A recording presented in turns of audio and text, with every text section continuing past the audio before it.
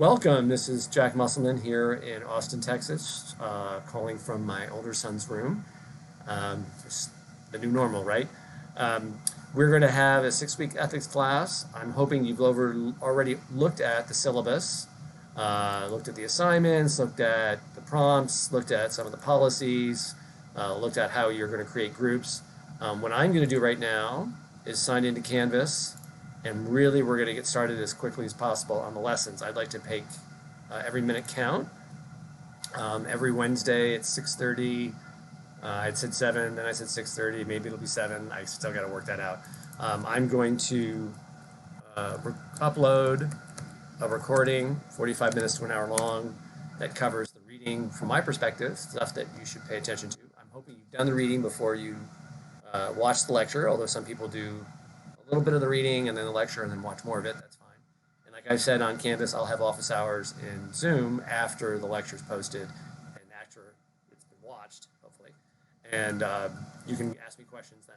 So I'm going to launch right to the home screen for the class. I'm going to skip the getting started stuff. I'm hoping you're doing that on your own. If you go to week 1 and overview, I'll cover this briefly, and then we'll launch right into the material. The function of this week, the purpose, is to have an introduction. I will point you to the syllabus. I really don't want to review that. I emailed everyone about the groups. Groups tend to do much better in general. There's good empirical research on that, but in this class as well.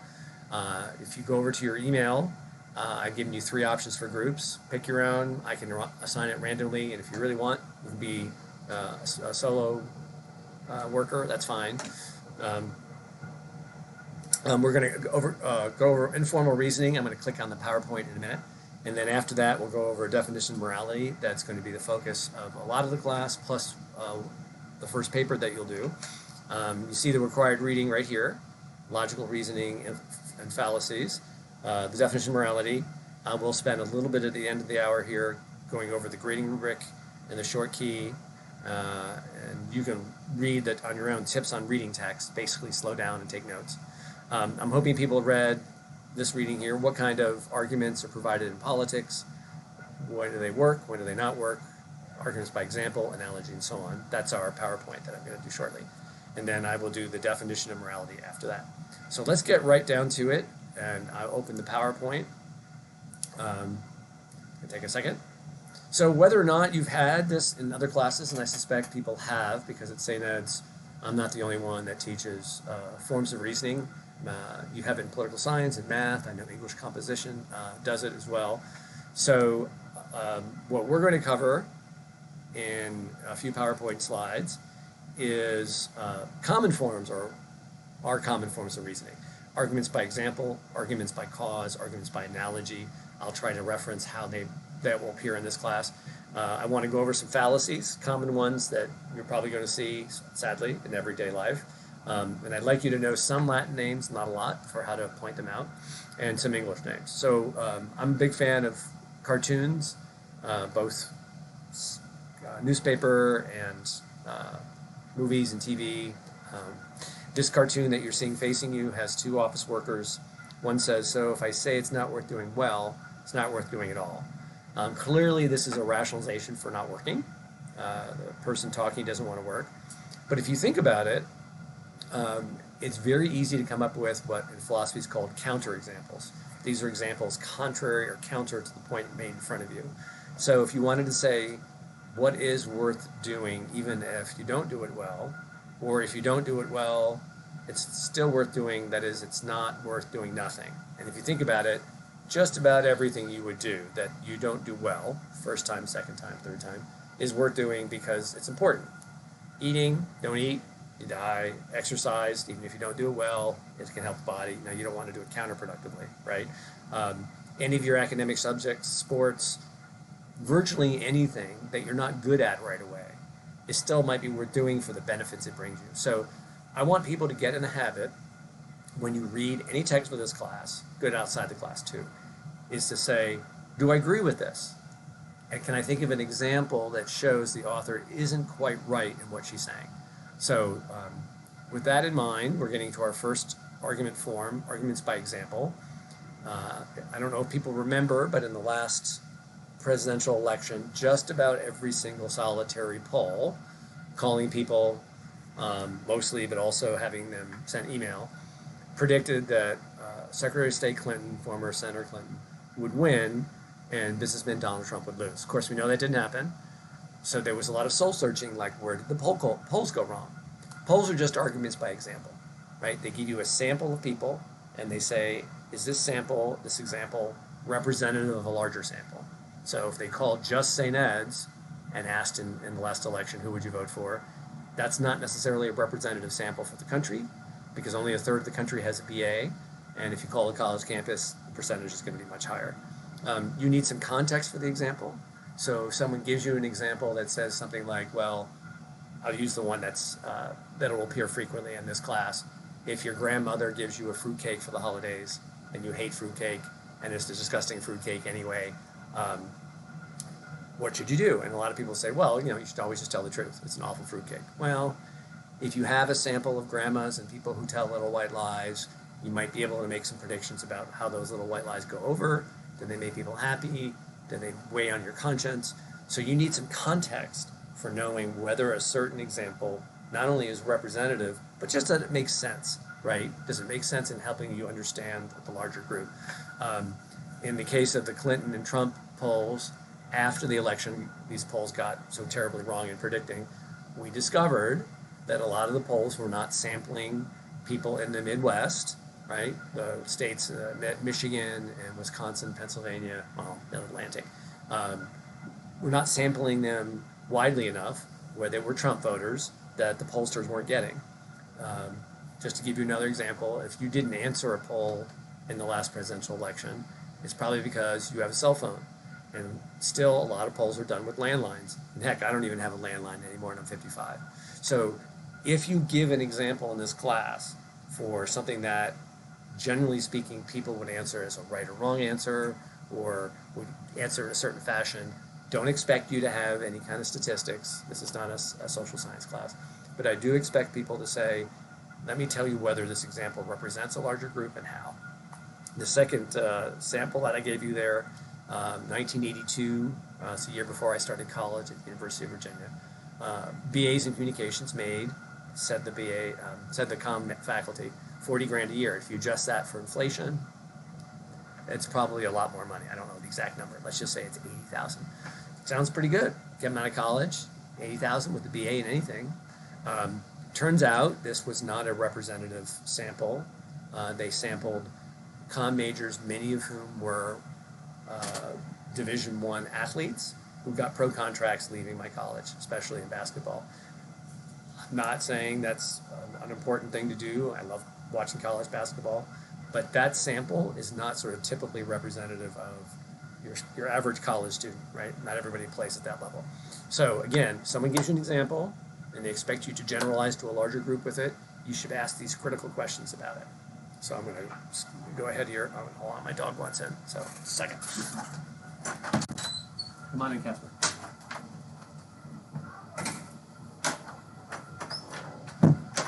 Sorry about that, but that's life, right? And Casper's going to... Hold on. Casper, come up on the bed. Okay. Second kind of argument form, argument by cause. You'll see there on the left, cartoon bird. I don't sing up because I'm happy. I'm happy because I sing. Get over the fact that birds don't talk, at least not in English, at least as far as I know. Which way does the causal arrow run?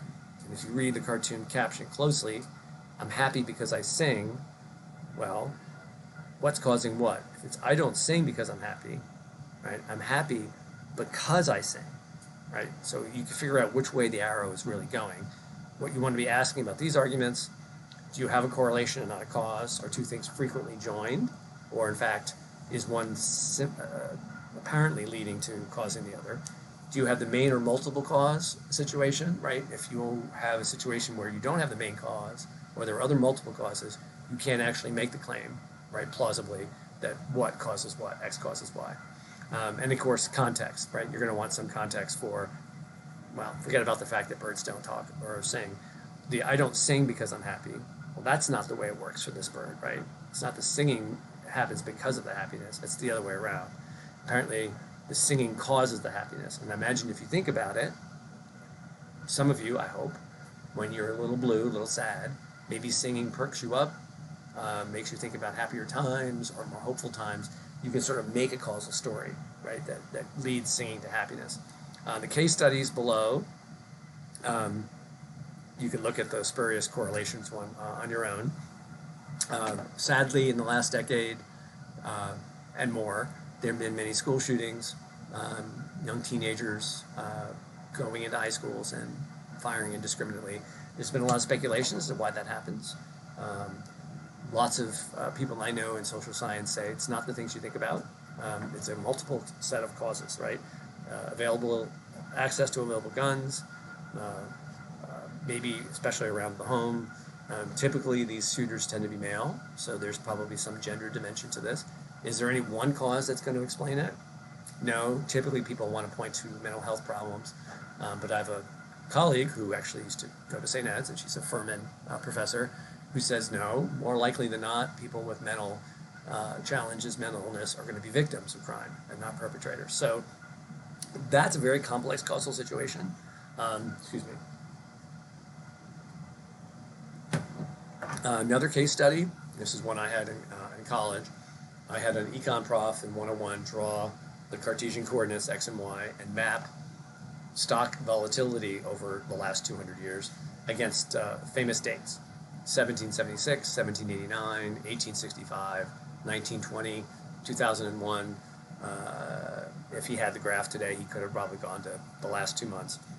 And what you see, according to this econ prof, is the stock volatility in terms of sales and unit time tend to go up and down on some of those dates, 1789, 1865, 2001, and up on others. And the idea there would be, well, actually, what do you think the idea would be? 1789, 1776, such as there were an organized stock market at the time, 1865, 1920, 2001. You look at your history books, those are important dates in the American Revolution, Civil War, Great Depression, of course 9/11 for 2001. Most people would probably say political turmoil, wars, terrorist attacks, depressions tend to depress stock volatility. The instructor put up on the board another graph, hemlines, people's dresses, right, the hem in the dress or the pants, would go up or down to match the stock volatility. He was suggesting, why not hemlines? And of course, most people in the class were like, I don't think clothing hemlines, dresses and pants rise and fall with the market. That's a correlation, right? No one really thinks that if a tailor thinks, gee, I'm going to make a different kind of dress or pants today, that people on the stock market are like, sell, sell, sell. Now, just because they're mapped doesn't explain the causal connection. You have to have one. And I think you can say with events like wars, terrorist attacks, depressions, there are multiple reasons why that would affect stock sales. Pants and dresses, hemlines, not so much. I mean, if you were creative, I imagine you could find a link. So again, not expecting a social scientific study. I'm not expecting anyone in this class to go, I want to make a causal claim. A causes B. But I need a story that doesn't just say it happens, that how one thing leads to another, accounts for the fact that maybe there are other causes that are more plausible. That kind of an account is what you should provide in a class like this. So analogy, and this is actually my favorite. Analogies identify a relevant similarity between two things and suggest other ones. So the cartoon on the right is Dennis the Menace. I don't know who his friend is in the center, but that's Margaret. And if you can't read the caption, it says, boy, if you don't know what Margaret's thinking about, you're not listening. Now the trick about this is Margaret's not talking. So the suggestion is, how can you find out what she's thinking? And if you look at it closely, you can kind of sort it out based on an analogy, and I'll get to that in a minute. What does her behavior tell you, her body language? Well, she seems to be walking away. She's got her nose turned up. I think her eyes are shut. Maybe that's a sign of disgust. I don't know.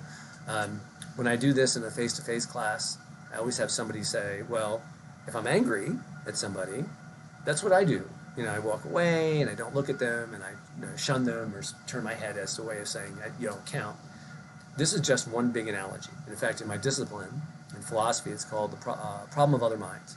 how do you know someone else has a mind, right? I'm a Star Trek fan, so if you were Vulcan, you could do a mind meld with me, but mind readers are just that, part of science fiction.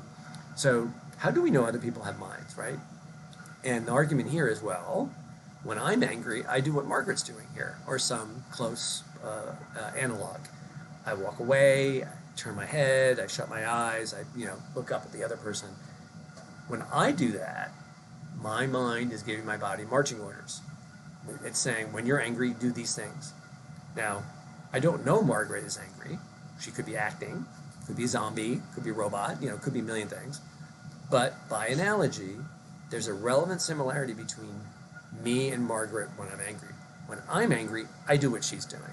So I argue by analogy, well, since what she's doing is what I'm doing when I'm angry, her mind, like mine when I'm angry, is giving her body orders, show the behavior. I mean, it's not this simplistic. If you're a neuroscientist, I get it. So I'm going to argue by analogy. Her mind says to her body, be angry, because that's what I do when I'm angry, right? Those similarities match. And so I'm going to conclude one more. She's showing me angry behavior. If you look at the link here on the Nordwell, this is one of my favorite examples too.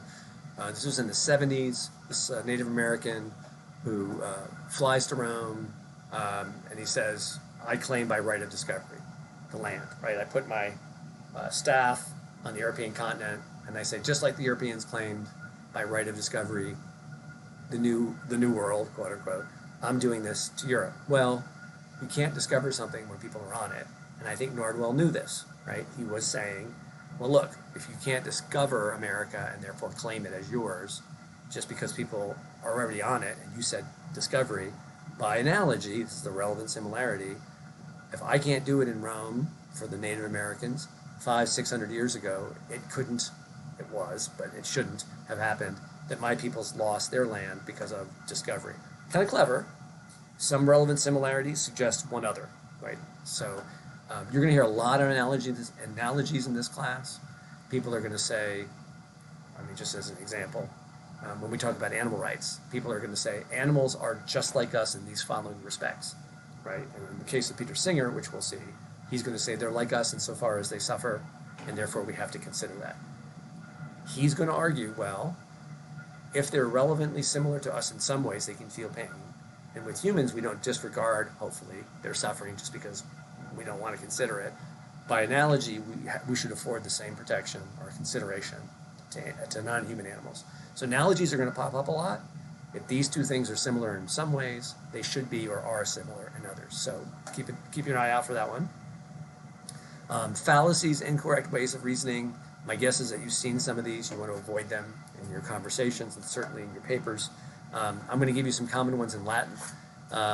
If you don't need to pronounce it right, I probably will butcher it, but you need to be able to recognize the Latin for when it shows up, and then some English ones as well. So the cartoon here, I can't remember where I got it. I had the Sunday paper years ago. He obviously can't put his pants on, and she's saying, doesn't it seem strange that the cleaners would shrink all your pants? Well, clearly there's a better explanation. The implication here is he gained some weight. Does that mean there are no other ways that his pants won't fit? No. Somebody could have tailored them as a joke. You could have it on somebody else's pants. So again, looking at a text, especially in this class, and there are going to be some complex ones, slow it down, right? Take a breath and ask, do I agree with this or not? So let's go on to the next slide here. 3 Latin fallacies. You should recognize these names, or at least be able to say what's wrong here. Hopefully, if you've read the reading, you've done some matches. I'm going to suggest that the right answers are ad hominem, attack on the person, goes with C. And the reason for that is attacking a person as if you attack their argument, you've missed the point. People in my business call this the fallacy of relevance. Whether or not I'm a drunken Irish American, and let's assume at least on a couple days a year, I am Irish American, I do get drunk. That doesn't make me a bad philosopher. Might make me an irresponsible person, might make me unkind to be around, but whatever my character is, and this happens to be a bit of a slur on Irish Americans, has nothing to do with whether or not I can argue well or poorly, right? So attacking someone's person, their character, their ethnicity, their sexuality, their gender identity, their height, their race. Leave that to the politicians, right? Leave that to the worst internet chat board you've been on. It's not going to fare in this class because it doesn't show you anything about the relevance of somebody's argument. The second one, ad populum, appeal to the crowd. Excuse me. Hopefully people can figure out which one of that is. It's A, blood sausage must be good. Everybody likes it. That's actually from one of my favorite movies, Groundhog Day, with Bill Murray. And he is headed to Puxatawny to look at the groundhog. And he's with a cameraman and a reporter. And the cameraman, I think, is saying something to this effect. Well, I think Bill Murray's response is, that's stupid. Americans are idiots.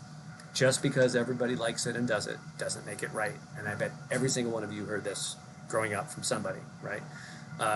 Be careful of this one. There is a sort of a attraction to thinking, well, if 80% of Americans think X or 40% of the French think Y, then it's got to be good or true. No, they could just be voting, or like something. That doesn't really get you anywhere. The last one, ad ignorantium. Don't know if I'm pronouncing that right. Appeal to ignorance. Obviously, that's B. We don't know you're innocent, so you must be guilty. Well, if you don't know something is true, someone's innocent, then you can't actually assert their guilt, at least not in a valid way. So the example I like to give with this is if you have a pet and we were face to face, I might say to you, when did you stop beating your pet? And of course, you're going to say, I don't beat my pet. And I'm going to say, well, I just haven't seen it. So clearly you're doing it somewhere, right? You can't claim based on not knowing that you actually know something. So you probably won't see that one as much. 3 common English fallacies also. I'm going to call circular reasoning, hopefully you've got this one, C. The Bible's correct because it was written by God, and we know God wrote it because the Bible says so. If you actually drew this on a piece of paper, you would see Bible, and you would say, why is it correct? Written by God. And then from there you could draw another arrow and says, how do we know God wrote it? Well, it says so in the Bible. I mean, I just did a complete circle.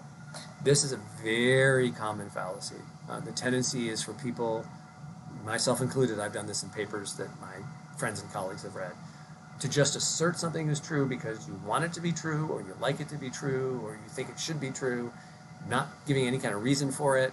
The reasons will take time to practice in this class, and then move on, because you think, well, I've already established that. Well, not if you haven't proven it. You haven't, or at least argued for it in a clear and compelling way. Number 2, the appeal to authority, and I'm hoping you can see that one.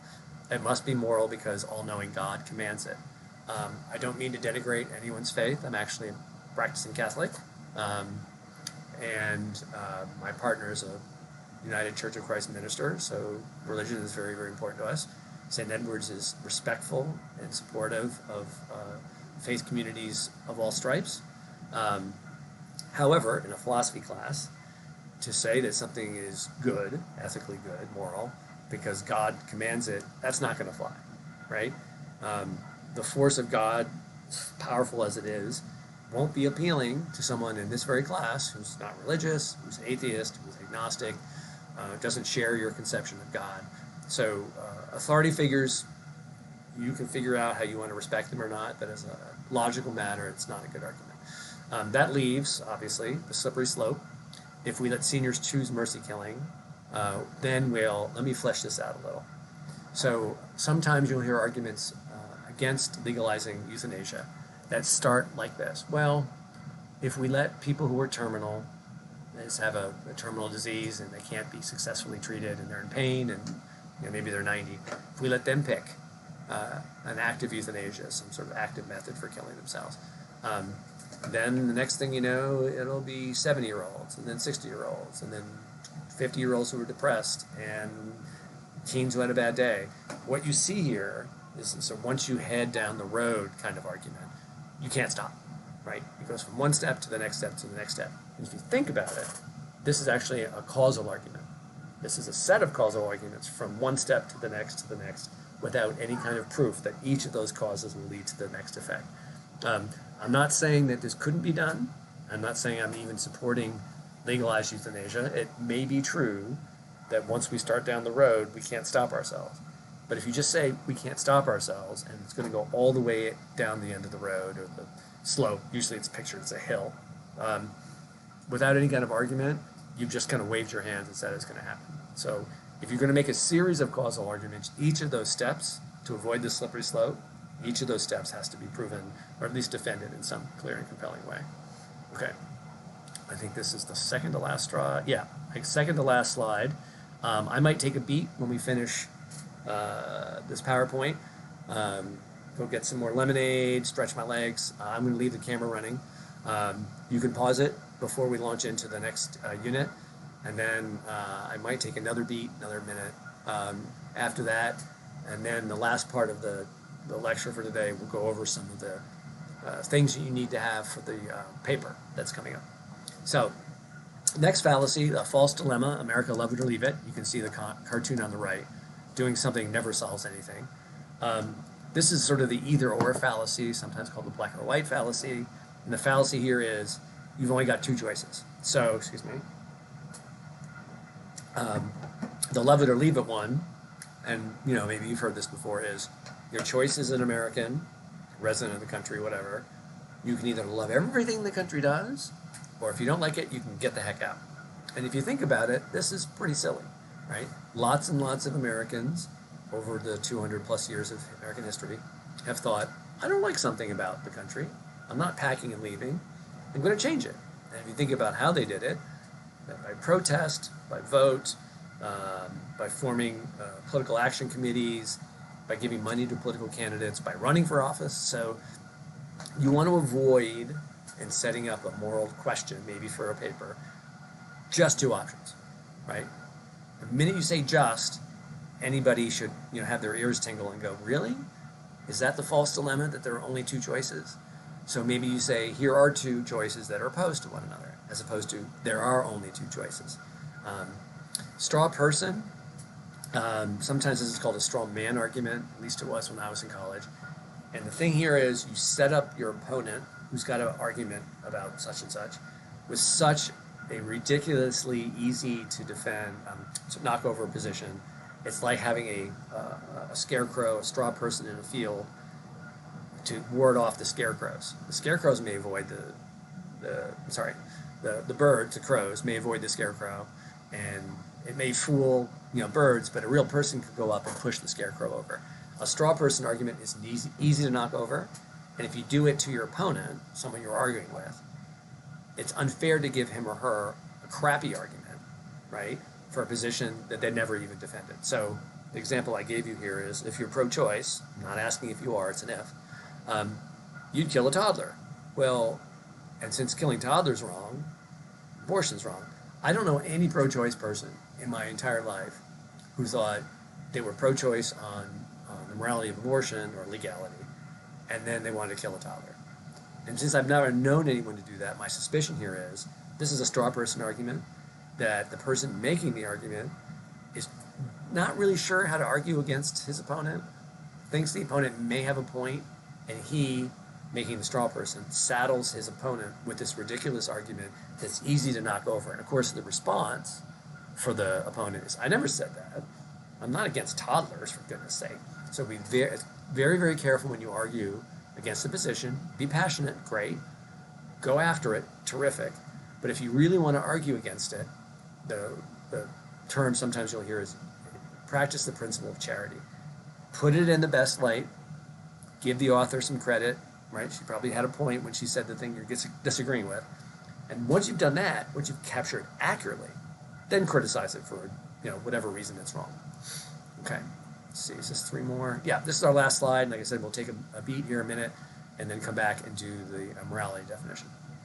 So, three more fallacies, kind of common. Appeal to emotion, false generalization, and rhetorical question. So, appeal to emotion, obviously, that's D. You should assume, for the sake of argument, that even if I'm a sympathetic human being, I don't want to give anyone a grade less than they think they deserve or what have you. The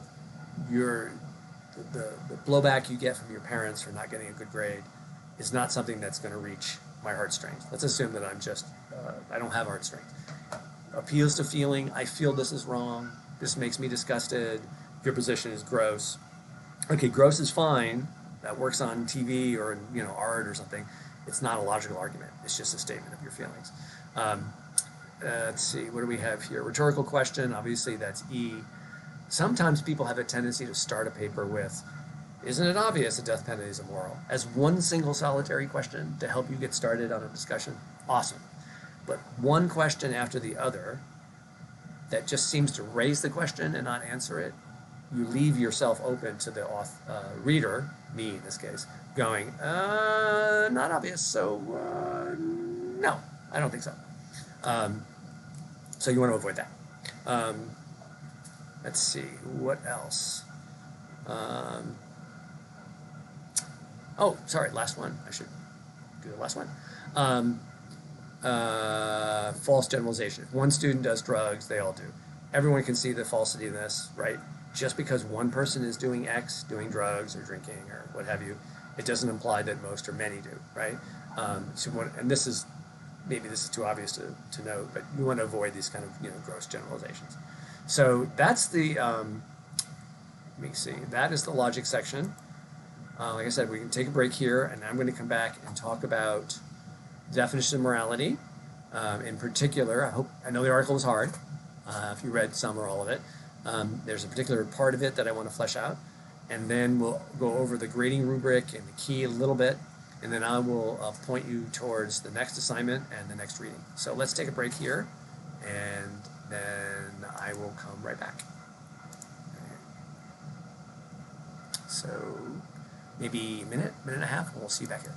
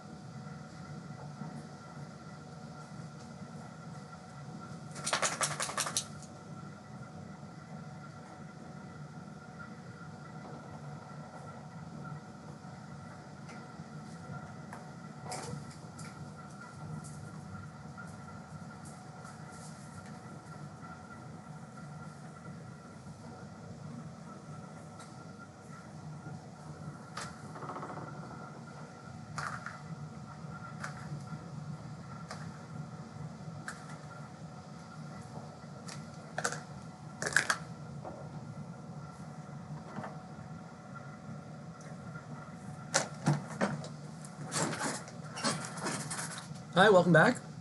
I'm going to open up the camera, and I apologize for the lighting. This is 6:16 on Wednesday, and the side of the house that is behind me, my older son's room. Let me close the door. Casper just left. The sun's setting, and so it's really hard to get the light right. And my toddler's in the other room getting a bath with his mom, and trying to find a space that won't be invaded by kids and animals is difficult. So I want to talk about the definition of morality now, partly because it'll guide the rest of the semester, summer semester, and then partly because your next paper focuses on it, partly because it's a free definition, which free encyclopedia entry, which I quite like. And it encapsulates, captures, let's see if I can get, captures a lot of what the theories that we discuss talks about. See if I can get the relevant. Here we go. Let me make that bigger. So, did I lose it? Oh, I had it a minute ago. Let's try it again. My apologies. There we go. So the part of the screen you're looking at in the center, Gert offers the following explicit definition. We are going to cover these parts. I'm going to stick to a lot of the entry that you have here, if you read it. I might make a few comments that are not exactly in the encyclopedia entry that you're looking at. But it has many parts, so if you wanted to count it out, informal public system, applying to all rational persons, I'm up to 6, governing 7, behavior 8, that affects 9 others, 10, and then has the goal, 11, of lessening evil or harm, 12.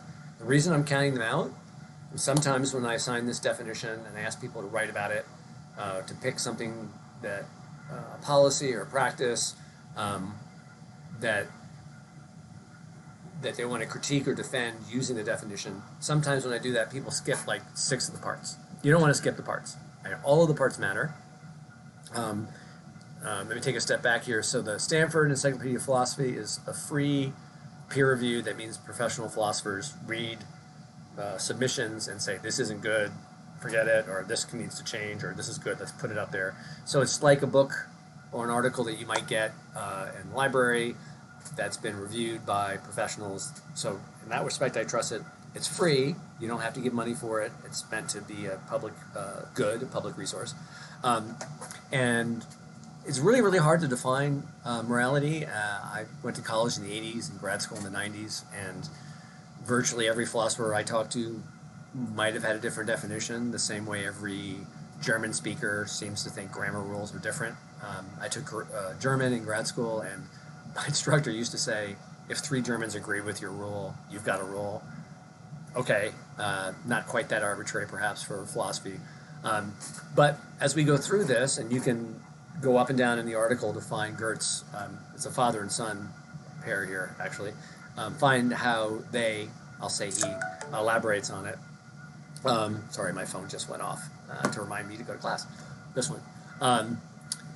I'm going to give you a way of understanding each of these parts of the definition so that when we get to a theorist later on, or the first paper that requires you use it, you have a sense of it. So you can do 2 things here. You can either go to where the Gerts explain what these terms mean, and or you can use the explanations I'm providing. I'm good with either. Okay, so informal public system. What does it mean to say morality is an informal public system? Well, there is a very, very formal public system in Texas. It's called the law. And if I drive down Interstate 35 past the campus with a fifth of Jack in my one hand and a marijuana cigarette in the other, and I'm talking on the speakerphone and like steering with my knees, the police pull me over, there's a very formal system called the law. It's going to get me arrested, and I better have a good lawyer, and there's a judge who will probably oversee my sentencing, assuming I plead guilty. That is not morality, right? It doesn't mean morality doesn't exist. It just means, and this comes from Gert in the encyclopedia entry here, there's no authoritative decision procedure for morality. So in the United States, you want something authoritative to tell you what the law is. You want a set of decisions that tells you what the law is. Make your case in court. You can take it all the way to Supreme Court. Not many cases get there at all. But once the Supreme Court has spoken, either you can amend the Constitution or you can pass a different law. Congress has done that in response to the Supreme Court. The president can refuse to sign it. That's a veto. It's a very sort of formal set of decisions. Morality doesn't work that way. It doesn't mean morality doesn't exist, right? It just means that it exists in a less formal way. It is written about. There are lots of books about it. Here's an encyclopedia entry about it. But it's less formal. So the example I like to use here, and I'll get to public system in a minute, is if you're on social media, there are all these very formal legalistic things you sign about rules you'll follow, right? About libel and slander and copyright, threats, stuff you shouldn't do. But there's lots of stuff on social media you shouldn't do, not because it's a formal legal problem, but because it's an informal morality issue. And the example I would give in class, we were together face to face, is the plastic red cup at a party. I'm told they still exist. They did in the 80s when I was in college. It seems like people have an informal rule. You don't take a picture of somebody like that and post it without giving them a heads up or getting their permission, or at least you don't post embarrassing pictures, because social media goes out to everybody, your friends, your family, your teachers, so on. Is there a moral reason not to post a red cup picture? Probably. If you look ahead in the definition here, It's behavior that could affect others badly, perhaps. It may not intend to diminish harm. Maybe you're posting the picture to embarrass somebody.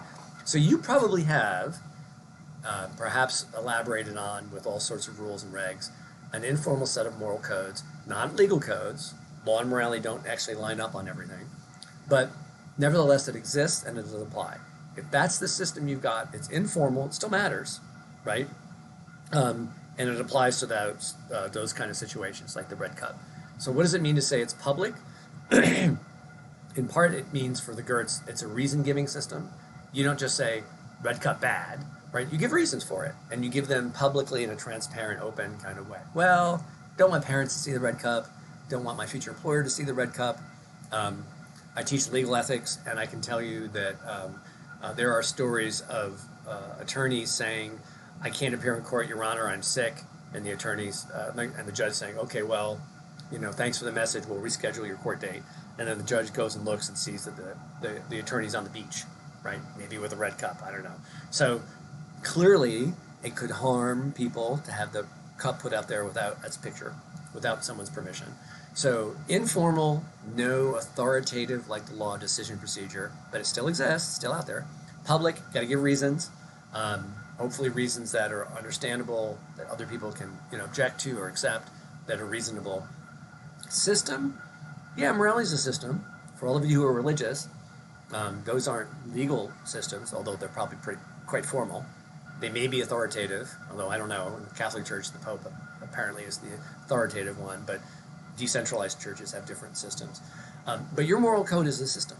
It probably has parts that fit together, situations where one part trumps another part, situations where you don't follow it for some other reason. So to say that morality is an informal public system is also to say, look up the Gertz here, there's no authoritative decision procedure. You have to give reasons in sort of an open, transparent way. And there are a system or set of rules that apply to situations, and it may be complex, but they still do apply. I'm on now the all rational persons. What is it to say morality applies to all rational persons? Well, the all part gives a sense everybody. And by everybody, I mean everybody. You wouldn't like a moral system that said, I'll use myself as an example, 55-year-old, bald, white, goatee, philosophy professors get to steal from people on campus. Well, that doesn't apply to everybody. In fact, it opts out me, and everybody else has to not steal. So something about morality, and the Gertz have a name for this, they say it's not a game you can opt out of. Oh, excuse me, it's a post office, sorry. I'm on it. Casper.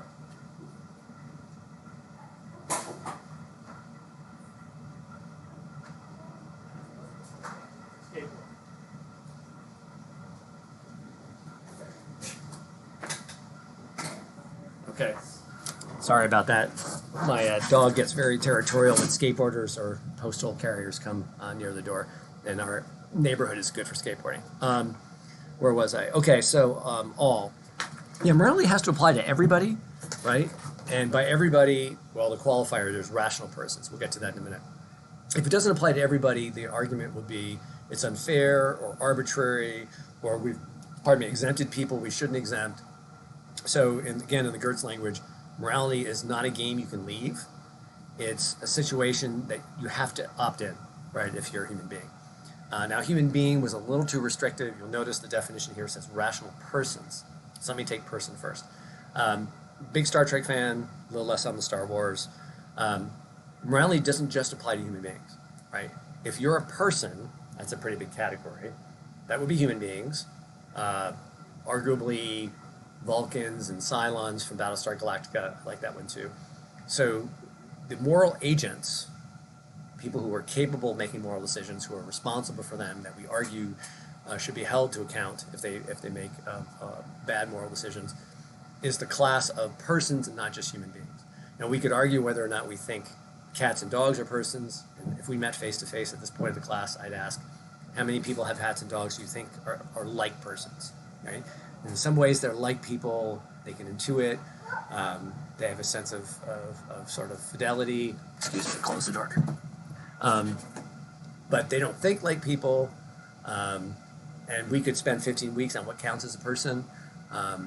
Arguably, human beings are, aliens from other planets could be, um, spiritual creatures of some subtype. Zombies, you probably argue, are not for various reasons about their choice-making procedures. So if morality applies to everybody, it only applies to persons. Now, the rational part gets you a little more restrictive on that. So would we hold irrational persons morally responsible for their behavior? Well, I used to work in a hospital clinic with people back in the 80s who had Alzheimer's. As you all know, it's a cognitive deficiency that makes their decision-making kind of erratic, and their memories are kind of impaired. We probably wouldn't blame them if they were a little insensitive. They used a bad word to talk about you. You know, you're going there to visit a grandparent, and she says or he says something mean. In class, when we do this part of the definition, I often say, my older son, who is now 15 at a local high school, when he was 5, he would ask for cake for like breakfast, lunch, and dinner. And I wouldn't think that was an immoral choice, because he's not fully rational to know that cake's probably not a good meal, 3 squares a day. So what goes into rationality? Well, what goes into personhood might be some kind of rationality, some sort of sense of how other people operate, some experience in the world. What goes into rationality? Understanding cause and effect, knowing a little bit about food groups. My 5-year-old, certainly a person, but not fully rational at that point. Understanding how actions affect others, having some sense of, restraint when it comes to doing anything you want. I mean, we could build a lot into rationality, and you can look at the Gertz on this. So far, in the definition, we have informal public system, 3 parts, applying to everyone who is rational and a person, 4, 5, 6. Governing behavior that affects others, that's the easiest one, I think, to understand. So clearly we think morality applies because nobody is an island, right? Each of us has some kind of effect on somebody else, whether there are near neighbors, your friends, people you live with in your family, or even, people further away or on campus or what have you. Is this essential? For the definition, yes. If the behavior affects others, you want to have some account of whether or not your behavior does affect second and third parties. The way I would get this in class is there's a movie with Tom Hanks called Castaway. He's a FedEx agent, and his plane crashes, the pilot dies, and he's left alone on the island. Does his behavior affect others? Hard to say. I mean, he's got a wife, Helen Hunt, back off the island. Certainly what he does there, if he, eats a berry and decides to kill himself, I hope not, that could affect her. But, there might be some behaviors you do that don't really affect others. You're reading a book before you go to bed instead of a movie. Does that really affect somebody else? When Tom Hanks is on the island, sorry to ruin it, he has a friend named Wilson, and Wilson, goes swimming and dies. And at this point in the class, I always ask, has his behavior being negligent about protecting Wilson from a bad storm, right? Because Wilson dies in the water. I think they're on a raft trying to escape, and Wilson can't swim. Does his behavior affect others? And usually what people say in class is, well, no, Wilson's not an other. Spoiler alert, Wilson's a volleyball. But others doesn't just mean people either, right? Or persons from the previous part of this definition. I have 2 dogs, Casper, who you heard barking, and my partner has a pug named Boober. They're others. They may not be people in the full sense, but they're others in the sense that they can be affected by what we do. Strictly speaking, is behavior that doesn't seem to affect others essential? For the definition it is. We could argue, all of us, that some behavior we have doesn't affect others, and therefore it's not wrong if it seems distasteful. In other words, your informal public system, reason giving, not legal, applying to everybody who is rational, let's take me, for example, and persons, might get to this part of the definition and go, is the behavior in question really affecting someone else? And you might say, if it doesn't affect someone else, morality should have nothing to say about it. So the example I'm going to give here, all due respect to my partner, Jenny Veninga, is my older brother Tom used to live in LA. He was a successful entertainment lawyer, and in a house, he was very rich, next to Olivia Wilde. She's an actress and director. I used to tell this story in my face-to-face class that I go to visit Tom, I go jogging, Olivia and I talk on the beach, one thing leads to another, yada, yada, yada, and Olivia and I have an evening together. I'm not going to say anymore. Should I tell my partner, Jenny Vaninga? And you might say, well, it's going to affect her. And I might say, well, I'm not going to tell her. It's never going to happen again. No one's going to believe it.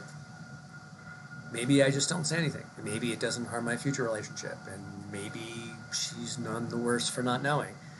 You might say, well, it's going to affect you. You just don't know. But if it doesn't, and the example I gave in class was Jimmy Carter, former president, and sometime when he was in office or after, gave an interview to Playboy where he said that sometimes he would lust for other women in his heart. Never acted on it, never said anything about it, just kind of thought, this is somebody I could be with. He's been faithfully married, as far as we know, to the same woman for decades. Does this behavior that affect others? I mean, maybe his wife doesn't care. Maybe she thinks it's okay to look but not touch. So there could be a big debate about whether or not the behavior affects others actually does affect them or doesn't affect them, and therefore you say the definition doesn't apply or apply. Can't settle that here. You can look in the definition on the encyclopedia entry for more on that. The last part here, I'm going to diverge a little bit from the Gertz. This definition, I want to allow for intent. So if your goal is to increase harm, somebody's going to say, I hope, that's bad. And if your goal is to lessen harm or evil, if you want to call it that way, that's good. Now, I don't think the road to heaven has been paved with just good intentions, right? That expression. Intention isn't everything, but intention matters. And the example I might give here is Jenny and I keep our door closed and the dogs sleep in the living room. Big Casper dog, who's God, why am I blanking on this? Casper dog is a lab, thank you, rescue lab. She's got a pug, very small, very old. Sometimes we keep the gate open, we forget, and the dogs sleep with us. And sometimes when you get up in the morning, the pug wants to eat first, and suppose he steps off the bed, and let's say I don't like the pug, because he's kind of annoying. So I step on his head on purpose. No doubt painful. So what does your informal system say? Probably informally you think I did wrong. Do we give a reason for it? Shouldn't be hurting the dog. Does it apply to me? Yeah, I'm rational. My person, check. Human being, went to college, cause and effect reasoning. Does it affect others? There's an other, poor pug, who got his head stepped on. Let's say I step on the head because I hate him. Here, I'm not trying to diminish harm. So you might think, yeah, you're going to condemn me, or at least that act, right, for being wrong. But what if I woke up and I didn't know Pug had jumped off the bed, and I step in his head? Maybe the definition is going to apply differently to that second case, because you're going to say you didn't do it on purpose. You weren't trying to increase harm. It just happened that you did, right? Pug's head still hurts, but you weren't trying to do it. So this last part of the definition, lessening the evil will harm as the goal, I'm wanting that to capture what your intent is when you act, right? Is your intent good on your informal system that you apply to other people, or is your intent bad?